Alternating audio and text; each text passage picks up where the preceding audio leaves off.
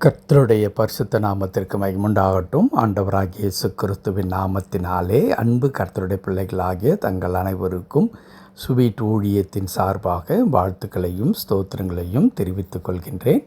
சங்கீதங்களின் புத்தகம் 66 சங்கீதம் 17வது வசனம். சங்கீதம் 66 வசனம் 17.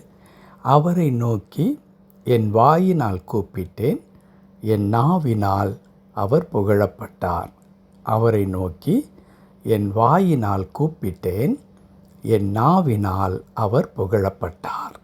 கடவுளுடைய பரிசுத்த நாமத்திற்கு மகிமுண்டாகட்டும். நம்முடைய கடவுள் எவ்வளோ அற்புதமான ஆண்டவர், அன்பான ஆண்டவர், நம்பிக்கைக்குரிய ஆண்டவர். தம்மை தேடி வருகிற எவரையுமே ஆண்டவர் வேறுபடுத்தி பார்க்கிறவராகவும் ஒதுக்குகிறவராகவும் இல்லாதபடிக்கு அனைவரையும் அரவணைத்து ஆசீர்வதிக்கின்ற ஆண்டவர் என்பதற்கான சாட்சிகள் வேதத்தில் பல இடங்களிலே அப்படியே கொட்டி கிடக்கின்றது. தாவீதும் கடவுள் எவ்வளவு உண்மையுள்ளவராய் நம்ப தகுந்தவராக இருக்கிறார் என்பதற்கு அநேக உதாரணங்களை தன் வாழ்க்கையிலிருந்து சொல்லியிருப்பார். அவ்விதமாகத்தான் இன்றைக்கு தாவீதுடைய அனுபவத்திலேயிருந்து அவர் பாடின சங்கீதத்தில் ஒரு வசனத்தை இன்றைக்கு நாம் வாசித்திருக்கின்றோம்.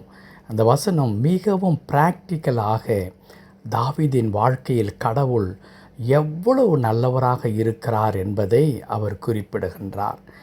என் வாயினால் நான் கூப்பிட்டேன், அவரை நோக்கி, என் ஆண்டவரை நோக்கி என் வாயினால் நான் கூப்பிட்டேன். ஜெபத்தை குறித்து இங்கே பேசுகிறார்.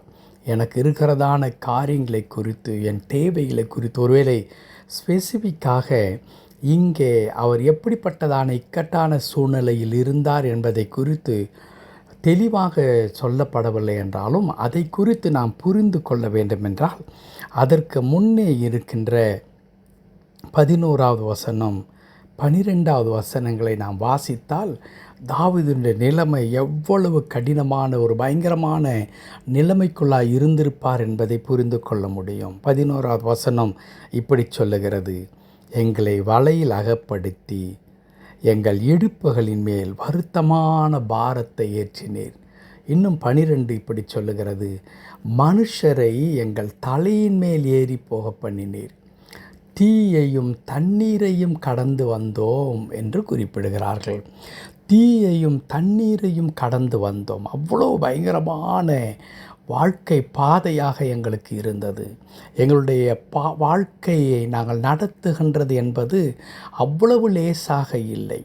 ஒரு தண்ணீரை கடப்பதைப் போல, வலிய காற்றாற்று வெள்ளத்தை கடப்பதைப் போல, ஒரு புயல் மழையிலே சிக்கிக்கொள்வதைப் போல, அல்லது கொழுந்து விட்டு எரிகின்ற அக்கினி ஜுவாலைக்குள்ளாக நாங்கள் அகப்பட்டு கொண்டதைப் போல எங்கள் வாழ்க்கை இருக்கின்றது. அந்த நேரத்தில் நாங்கள் எங்களுடைய வாயினால் நான் கூப்பிட்டேன், என் ஆண்டவரை நோக்கி. இந்த நிலைமையில் நான் ஆண்டவரை நோக்கி கூப்பிட்டேன். அப்பொழுது என் நாவினால் அவர் புகழப்பட்டார்.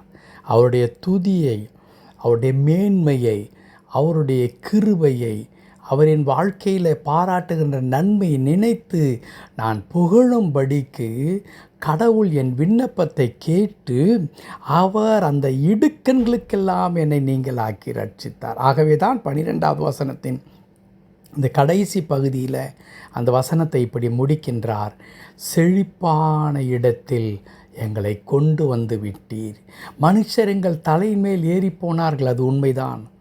தீயையும் தண்ணீரையும் கடந்து வருகின்ற அனுபவத்திற்குள்ளாக நாங்கள் இருந்தோம், அது உண்மைதான். ஆனாலும் நீர் என்ன செய்திருக்கிறீர்? செழிப்பான இடத்தில் எங்களை கொண்டு வந்து விட்டிருக்கிறீர். அப்படி என்றால் எங்களுடைய விண்ணப்பத்தை கேட்டு, ஆண்டவரே நீர் அப்படியே எங்களுக்கு நீர் உதவி செய்து அந்த பயங்கரமான சூழ்நிலையிலிருந்து எங்களை தூக்கி எடுத்தீர்.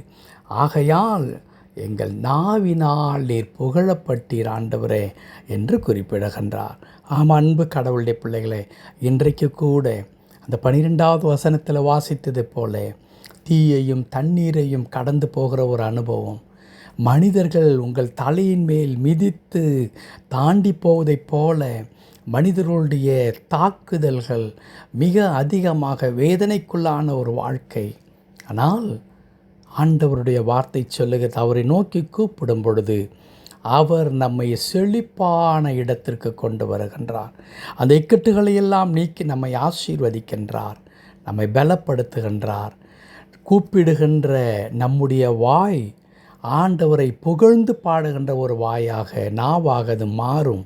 ஏனென்றால் தாவீதின் ஆண்டவர் நம்முடைய ஆண்டவராகவும் இருக்கிறார். ஜெபிக்கலாமா? கிருபை நிறைந்த எங்கள் நல்ல ஆண்டவரே, உமக்கு நன்றி செலுத்துகிறோம்.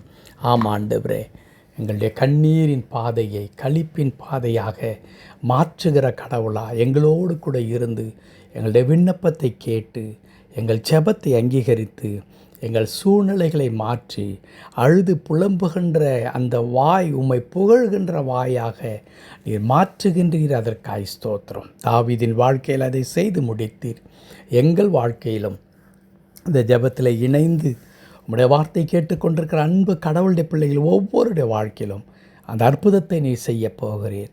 ஆண்டவரே, எங்கள் வாழ்க்கை இப்படி இருக்கிறதே என்று அங்கலாய்த்து கொண்டிருக்கிற நாங்கள், எங்கள் வாழ்க்கை அழகாயிருக்கிறது ஆண்டவரே, அது உம்முடைய கிருபையினால் ஆயிற்று என்று உம்மை துதிக்கும்படியான பாக்கியத்தை நீர் தரப்போவதற்காக ஸ்தோத்திரம். தாழ்த்தி திருக்கரத்தில் அர்ப்பணிக்கிறோம். எங்களை பொறுப்படுத்திக் கொள்ளும். மீட்பர் நாமத்தில் ஜெபிக்கிறோம் எங்கள் நல்ல பிதாவே. ஆமென், ஆமென்.